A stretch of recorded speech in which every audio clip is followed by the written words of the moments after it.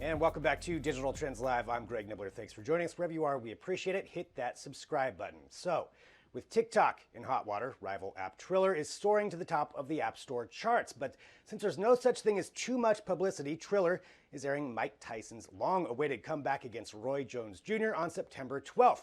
On the undercard, former NBA star Nate Robinson squaring off against controversial YouTuber Jake Paul. We spoke to Jake this past week. Here's what he had to say as he gets ready for the fight. Hello, thanks for being here with us. What's up, y'all? Thank you guys so much for having me.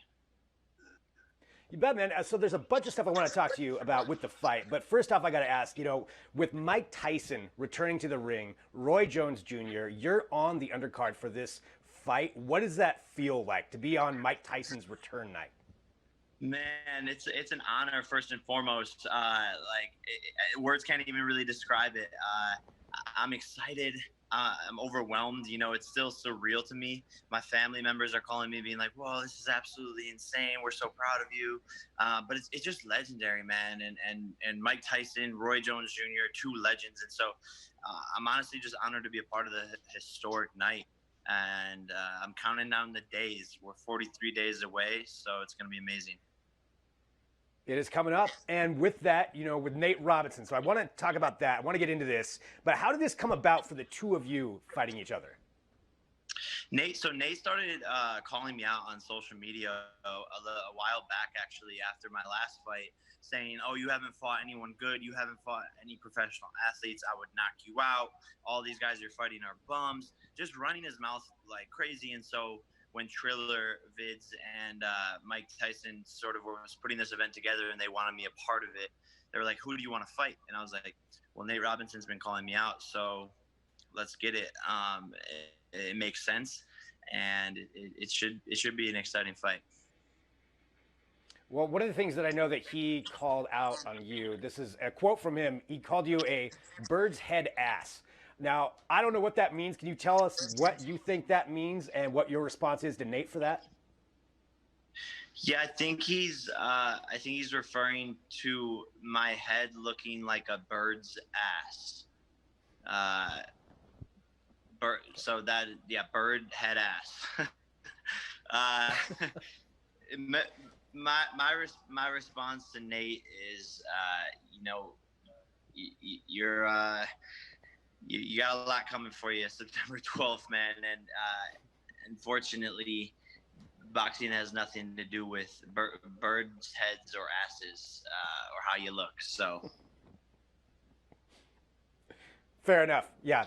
Well, looking at it, the fight between you and Nate, obviously there's a pretty big age difference there. Do you think his age is going to be a factor in this match? Yeah. I mean, you can't teach an old dog new tricks, right? I mean, he's 36 years old. He's going to be slower, and boxing's not a sport you can just pick up out of nowhere and try to have a professional fight with 10-ounce gloves and no headgear. He doesn't really know what he's getting himself into, and I think he's a little bit delusional for thinking that he has any chance. This fight's obviously on Triller, so you can watch it there. Download Triller and tune in September 12th. Going back to that, like going to kind of the fighting, I guess to take it back just a little bit, you and your brother Logan are both fighting. You're both fighters. You both got into boxing. What made you both get into it? And then my follow-up is, who do you think would win in a match, you or your brother? So a couple of years back, me and my brother decided we wanted to throw a massive event fighting these other YouTubers, and that's really where it all started.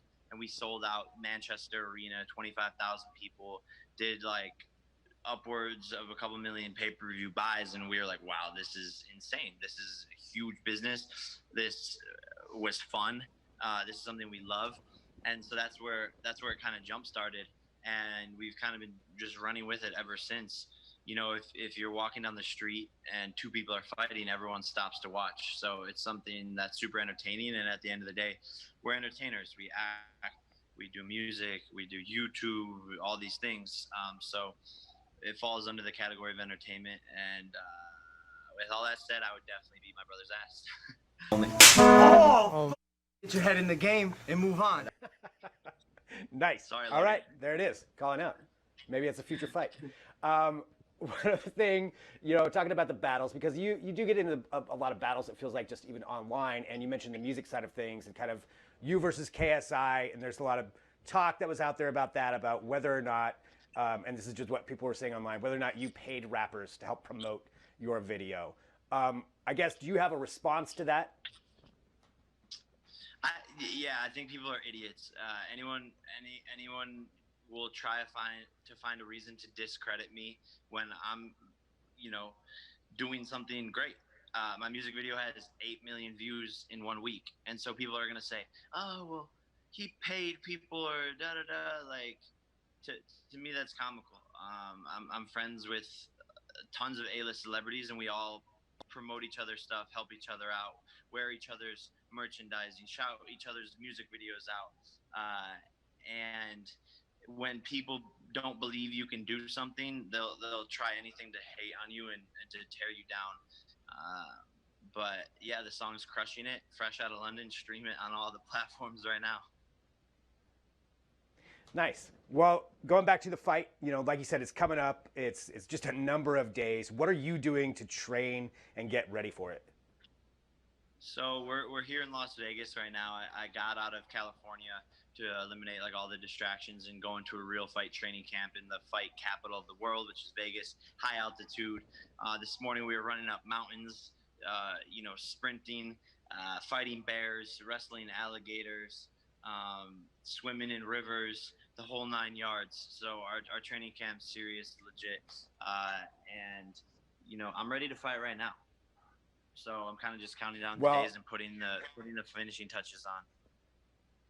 And I want to remind everybody, like you said, it's going to be streaming on Triller. It's on demand, a lot of different places people can watch it. And we're actually going to be talking to Nate in the next couple of days as well. Jake, thank you so much for joining us here to talk about this. This is a really exciting night of fights just in general. I'm definitely looking forward to it. And for everybody that wants to watch it, again, September 12th, it's going to be available on Triller. It's an exclusive streaming pay-per-view and through pay-per-view through cable as well. So everybody can tune in and get ready for that.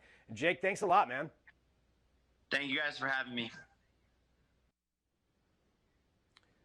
Welcome back. Jake Paul is an investor in Triller, and as we came on the air, we saw the news FBI agents were serving a federal search warrant at Jake Paul's Calabasas, California home. Now, the reason for the raid has not been disclosed as of now. The influencer also has recently come under fire for hosting a large party last month at that residence amidst growing numbers of COVID cases in California. While there are no reports that the FBI warrant is connected to that controversy, Paul did make the following comment about the events at his home in an interview with Insider. Quote, "No one has answers, our leadership is failing us, and everyone kind of just doesn't know what to do, but I personally am not the type of person who's going to sit around and not live my life," unquote. The day of the aforementioned party, July 14th, Los Angeles County officials reported 2,916 new coronavirus cases. With that, we'll take a break and be right back with more Digital Trends Live.